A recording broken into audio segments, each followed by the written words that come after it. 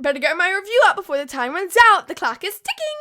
Oh, look at these perfectly right boys to kidnap. Hey, you can't kidnap us. What did I fall into? Shh.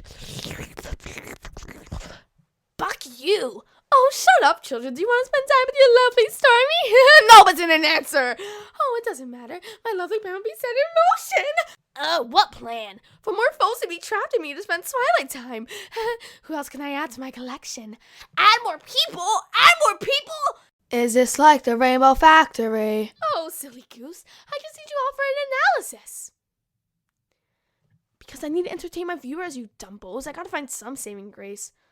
Well, if you need children, why'd you kidnap Cliffy? Well, because he helps make the children. How long have I been trapped here for? Oh, that doesn't matter. You'll be here for an eternity.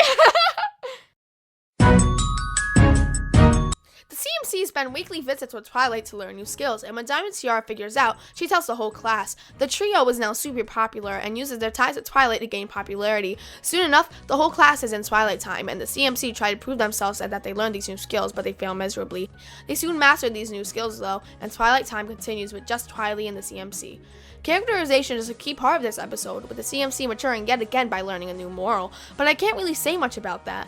But I can say a lot about Princess Twilight. Oh my. Twilight isn't boring anymore. She's just Twilight again. She's been so boring this past season, now she's finally showing character. We would see a little glimpses of her character when she's all mature and stuff. Most likely because she's a princess and has to own up to that title. And she's so adorable and nerdy and mature and oh good. But you know who yet again lost in characterization? Take it away, Quickie. Those stupid classmates. I get it, they're young, but they're just immature to the point of nonsense. Going off Storm's headcanon that they're around the age of 9 through 12, they should be mature enough to not follow Queen, or at least not the entire class. It seems as though the class would jump off a bridge if Diamond Tiara said to, judging from the line, "Look who's not the princess's entourage anymore," which the class replied with a, "Ooh." Taking off of personal experience, around this age there are those snarky peers who would think that they're all that, and they're just part of a clique. They have their own queen bee, but the class isn't a colony. It's separate hives. Though cliques shouldn't exist, it paints an almost unrealistic depiction of how a classroom works. Furthermore, ponies seem to act exactly like humans, except the whole friendship aspect they cling on to. So doesn't it seem that the ponies should act like humans in this sense too? Since they're around the age when they start doing this sort of stuff and separate the cliques. But some pony got some pretty good characterization, and that has to be Diamond Tiara. We could see an almost internal conflict from her. It's clear that she has a pretty poor ego. Hey dude, let me explain! Alright, she has this humongous, snarky, petty attitude just to cover up her inside sadness and feelings of not having self-worth.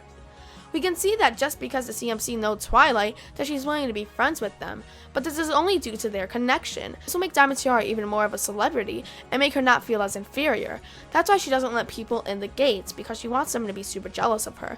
Then when she realizes the CMC are of no use to her, when Twilight is mad at them, she just discards them, and she knows that her fellow peers will say something to make fun of them, like, "Ooh," or some type of reaction to a comeback. With her gain of popularity due to using the CMC, and her throwing them out adding to this popularity, it makes her feel better due to the huge void in her heart. But what's this void? I don't know. I hope it's explored soon. But she's still a Silver Spoon acted the same and whatever. There's nothing really to say about her in this episode anyway. Anyway, the story is driven to have a satisfying conclusion, and speaking about plot, I had to praise the pacing. It doesn't take that long to reach a rising action, there's actually transitions to the climax. I can't really give evidence to support this point, but just go off in what I'm saying. The Cutie Mark Crusader's talents might not be what was first perceived in the episode Showstoppers. In said episode, Apple Bloom was believed to be in Carpenter, Sweetie Bloom's talent was singing, and Scootaloo's talent was extreme sports. In the episode Twilight Time, their talents are changed, and Apple Bloom's talent is now potion brewing. Sweetie Belle's talent is now magic. All hail Princess Twilight's new student. And Scootaloo's talent is now being a mechanic. To add on to what you said, it seems as though these ponies are taking after another pony, except for Scootaloo. Apple Bloom was shown in episodes like Bridal Gossip that she has a close bond with Sakura, so maybe she learned, or was inspired to learn, potion brewing from her. Then Sweetie Belle is looking up to Twilight, like I'll mention soon, wants to be better of a magician, wizard, mage, magic wielder, I told the witch doctor I was in love with you. Bum bum bum bum. Or maybe these talents aren't talents at all, but rather hobbies. Maybe all of these hobbies are in conjunction with their regular talents to make it better. For example, if Scootaloo's scooter broke, she could just fix it just like that. Or Sweetie Belle could be performing in an awesome concert and use magic to make the stage even cooler, with stage magic like Trixie would do. And Apple Bloom's regular talent is connected with the apple business, as is the potion brewing, and mixing them together and you'll get a good worker in the apple family. She can make the trees larger and would have more wood to cut down and make new tools or houses or anything that involves carpentry. Then maybe they were throwing us a curveball or just giving us a bat to hit that ball. BS.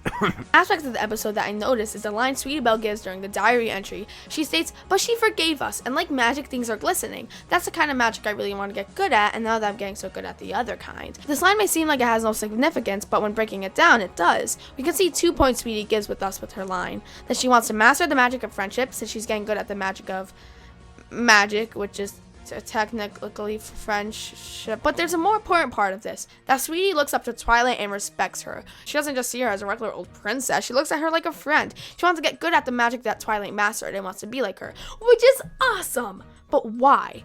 This suggests that she no longer looks up to Rarity as a role model, which she shouldn't, because Sweetie doesn't really have much of a fashion sense, and instead looks up to somebody she could be like with more of a success. And since she looks up to Twilight this way, she can finally spend time with Rarity in a sisterly fashion instead of just doing everything Rarity does and annoying her. Of course, episodes can't disprove this, but hey, that's just a theory. Wait, why am I analyzing ponies? Luna, I have no life. We see Sweetie Belle take a leadership role in this episode, with her coming up with plans, running the diary entry, and being in the center of a lot of shots. It seems the CMC cycles between leadership roles. In Flight to the Finish, Scootaloo took the leadership role. Sweetie Belle took the leadership role in this episode, and Apple Bloom is the overall leader in every other episode we see her in. The story is predictable, and I've went over this already, but I don't really see that as much of a flaw. If this was a book, then maybe the predictability would be a problem, but it isn't, and this doesn't translate into a book anyway. Twilight Time gives great characterization about Twilight, the CMC, and even Diamond Tiara. For once. Though there were some small nitpicky problems with the episode, I'm not gonna let that detract from my overall feelings of the episode. 911, there's a weird pink Pegasus pony that kidnapped us. You had to help us. Put your hooves up where I can see them. Oh, okay. Sure.